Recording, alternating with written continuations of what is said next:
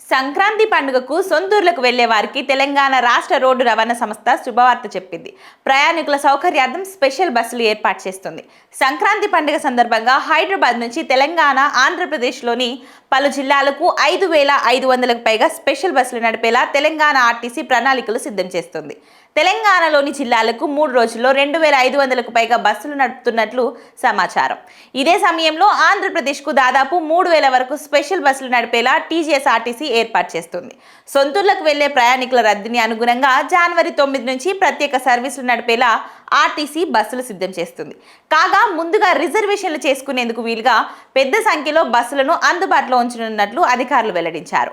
హైదరాబాద్లోని శివారు ప్రాంతాల నుంచి కూడా ప్రత్యేక బస్సులను ఏర్పాటు చేస్తుంది తెలంగాణ ఆర్టీసీ.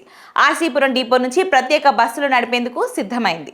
ఇక ఆర్సీపురం నుంచి Miyapur, KPHP, outer ring road మీదుగా ఏపీలోని అమలాపురం, కాకినాడ, నర్సాపురం, విశాఖపట్నం, రాజమండ్రి, పోలవరం, గుంటూరు, చీరాల, విజయవాడతో పాటు తదితర ప్రాంతాలకు ప్రత్యేక బస్సులు నడపనున్నారు.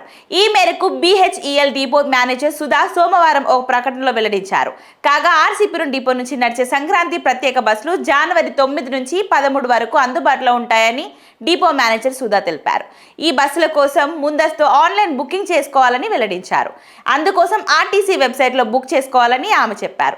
ఈ స్పెషల్ బస్సులు సంబంధించి ఇతర సమాచారం కోసం 9959226149 నంబర్కు కాల్ చేయాలని ఆమె వెల్లడించారు.